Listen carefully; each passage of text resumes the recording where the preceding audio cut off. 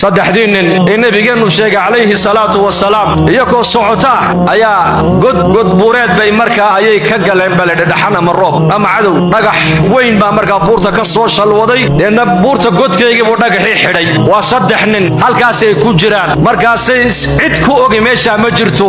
ilaahay unbaa ku oga cid kale kuma ogo markaasay isla hadleen oo waxay sidhaadeen maanta halka cidini badbaadin kartaa ma jirto ilaahay mooyaane bal nin walow camalka aad isleedahay camalkaasaa maalinta aad ilaahay dartii u qabatay oo maaragtaane camal saalixa oo ikhlaas ahaa aad isleedahay bal maanta ku alla bari buu yidhi halka camalka ha kaa badbaadiyo maantaas kii u horreeyey baa markaa ducada bilaabay waa camalku nin walba ugu rajo weynaa uu islahaa camalkaasaa maqbuul ahayo ilaahay ka aqbalay oo ikhlaas ahaa kii u horreeyey baa ducadii furfurto wuxuu yidhi yaa rab waad og tahay laba waalid baan lahaa oo da' waaweyn labadaa waalid iyakoon caanaha siiyoon waraabiyo mooyaane ciyaalkayga cunto iyo caana ma siini jirin habeennada ka mida xoolihii markay soo hoydeen een caanihii uga soo maalay ayaan caanihii la dul imiday waxaan arkay labadii waalidoo hurda ayaan arkay markaasaan gorofkii caanuhu ay ku jireen kor baan u qaaday ciyaalkayga iyo awlaadaydiina jilbahay haystaan waxay leeyihiin aabba caanaha na sii markaasaan ku idhi nisiini maayo labadaydaa waalidoo horta iyaka aan siiya mooyaane iyakana kicini maayo ilaa iyagoo hurdada ka soo kaca mooyaane habeenka oo dhan baan la dul taagnaa gorofkii caanaha ubadkaygiina lugahay ay haysteen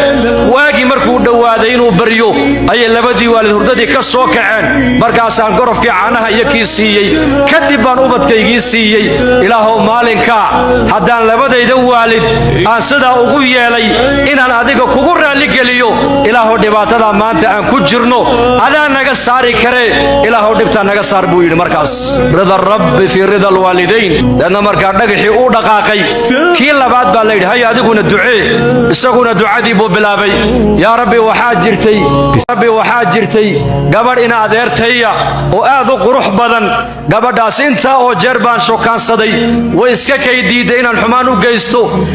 beryaha ka mida abaar baa dhulkii ka dhacday anigoo hanti badan haysta ayaa xilligaa abaareedku ku soo hagaagay ayadoo baahan bay ii timiday markaasaan ku idhi waad og tahay inaan aad kuu jecelahay berina waad i diidday maanta baahi baa ii kaa keentee qolkaa ina geliyo deedna waxaan doonaan kugu samayni kadibna waxaad doonto xoola anigu waan ku siini baahidii ii keentaa markaa gabadhii waa iska oggolaatay baahi baa jirto abaar baa jirtay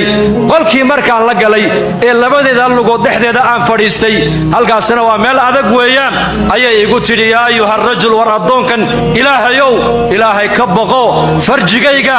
xaaraan ha ku jabin bay